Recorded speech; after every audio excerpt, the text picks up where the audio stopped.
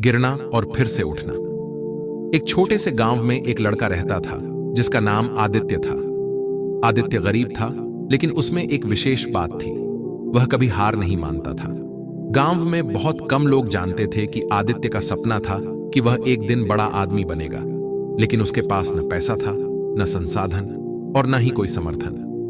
उसकी मदद करने वाला कोई नहीं था। फिर भी वह हमेशा अपने सपने को लेकर आशावादी रहता था। आदित्य का सबसे बड़ा सपना था कि वह एक दिन अच्छे स्कूल में पढ़ाई करे और फिर एक अच्छा करियर बनाए। लेकिन गांव में अच्छा स्कूल नहीं था और उसका परिवार भी इतना अमीर नहीं था कि उसे शहर भेज सके। फिर भी आदित्य ने हार नहीं मानी। उसने अपने छोटे से घर में ही पढ़ाई शुरू कर दी और किताबों से ही अपना ज्ञान बढ़ाना शुरू कर दिया। एक दिन गांव में एक बड़ी प्रतियोगिता आयोजित की गई, जिसमें बहुत से लोग भाग लेने वाले थे।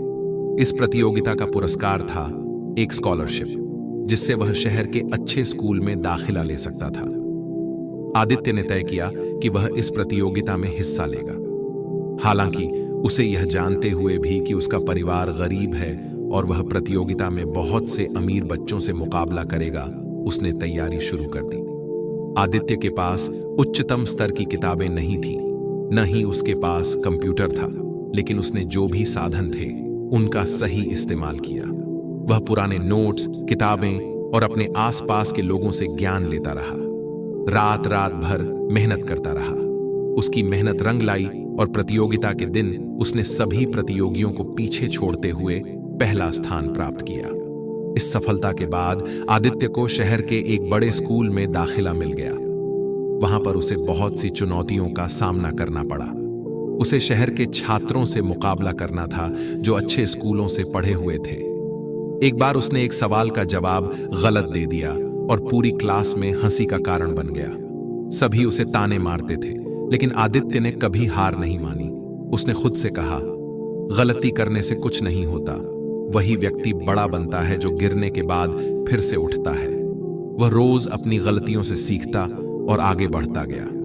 समय के साथ आदित्य ने अपनी मेहनत और लगन से सभी को अपनी सफलता का परिचय दिया।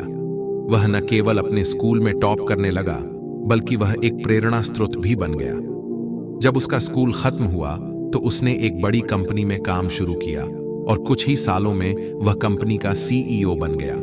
आदित्य ने कभी भी अपने सपने को छोड़ने का विचार नहीं किया और यही उसकी असली सफलता थी। उसकी सफलता की कहानी अब गांव-गांव और शहर-शहर सुनाई जाती है। तो दोस्तों, ये कहानी से हमें यही सीख मिलता है कि सपने पूरे करने के लिए न तो दौलत चाहिए, न संसाधन, बल्कि चाहिए तो केवल मेहनत, आत्मविश्वास और कभी न हार मानने की भावना। जो गिरकर फिर से उठता है, वही अंततः सफलता की ऊंचाइयों तक पहुंचता है।